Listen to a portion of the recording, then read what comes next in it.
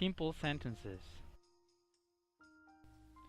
Do you feel like your writing is not good enough and you need to make it more interesting in order to have everyone focus on you?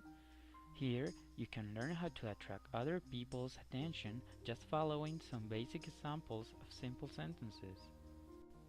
First, let's start mentioning that simple sentences are independent clauses and they include a subject and a predicate. An independent clause can stand on its own and expresses a complete thought, contrary to the dependent clause which doesn't have any sense alone. There are different types of simple sentences which are going to be explained in the following paragraphs. A simple sentence can be very short or very long. A short sentence consists of only one word, a noun, for the subject and one word, a verb, for the predicate. The noun is called the simple subject and the verb is the simple predicate. For instance, Medellin bloomed. Long simple sentences still consist of one subject, a noun and modifiers, and one predicate, a verb and other elements. The noun is called the simple subject and the verb is the simple predicate too.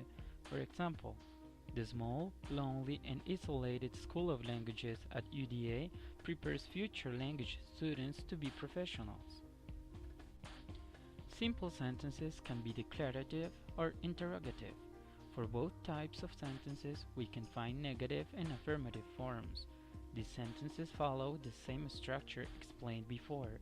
For instance, the sentence, "You can learn how to teach English, French, and Spanish at the School of Languages at UDA is an example of an affirmative declarative simple sentence.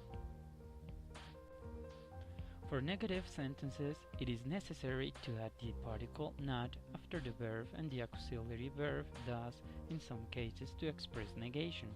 As an example, you do not learn how to teach mathematics in the School of Languages at the UDA. A good example of an interrogative sentence is, "Can I learn how to translate in the School of Languages at the UDA?" Simple sentences can have a verb in any tense, past, present, future, mood, indicative or imperative, or voice, active or passive. The following sentences will show some examples of sentences in present, past, and future, correspondingly. Medellin is one of the 3 most innovative cities of the world. Medellin was not one of the most innovative cities of the world 30 years ago. And Medellin will be the most innovative city of the world in 4 years, as a supposition. Indicative informs us of an accomplished fact. It is what has already been declared about you. On the other hand, imperative is a command or a direction. For instance, "You must attend to Jorge Enrique courses if you don't want to fail." Indicative.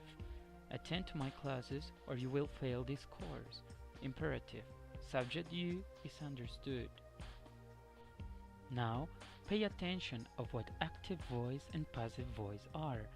Talking about active voice, we can say that is the normal voice. This is the voice that we use most of the time. You are probably already familiar with active voice. In active voice, the object receives the action of the verb.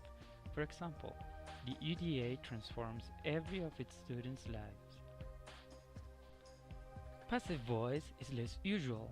In passive voice, a subject receives the action of a verb.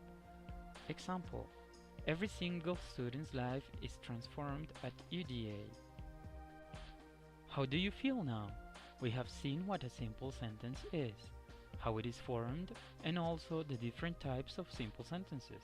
Remember, simple sentences are independent clauses that include a subject and a predicate, and they can be very short or very long.